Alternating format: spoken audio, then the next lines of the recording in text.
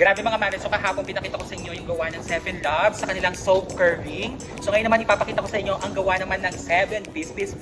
Wow, Piece! Wow, Piece! Ng Peace be with you. Ayan. So anyway, kain muna tayo dito ng nilagang saging. Ayan, ito ang baon ko ngayon, nilagang saging at 2 egg. Ayan siya. Bago tayo mag-unboxing ng ating mga perlakaday. Perlakaday! Perlakaday! So ito yung gawa nila. So ito ang ating breakfast for today. Ding! Ang itlog! Darna! Hambugera! Ang itlog!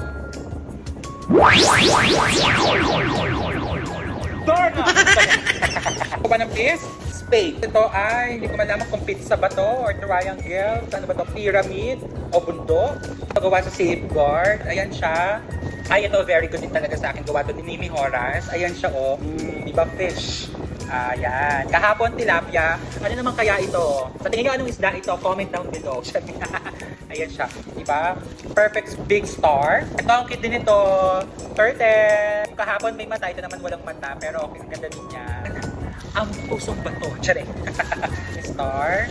Ito naman ay fish din. Ayan ang fish. Ayan yung pagka-fish niya is nakalagay pa siya sa mismong upper na siya. So, ang ganda nitong butterfly na ito. Ay, butterfly nung flower na to kasi malinis siyang tignan.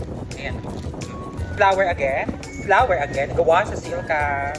Ang sikreto ng hambugera, alagang silka. A flower. Heart. Oh, ang ganda din nito. Nung isda.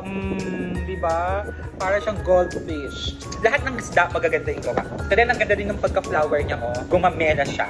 Last na, i-flex ulit natin yung gawa nila. So, diba? Yung nag-effort sila rin. Flower, heart, butterfly, heart, love. Ito, gitara. Yung kahapon, kung yung kahapon, walang string. Ito naman meron na siya, oh. Diba? Oh, gitara na siya. Flower, heart, flower ulit. Last natin is the heart. Ang puso ng hambugera. O, diba? So, yun lang. So, yun lang mga mari ko. Ang gagawin ng mga bata, diba? Sa simpleng ganito, nakapakita nila yung mga talent nila. Yun lang mga mari ko. Bye!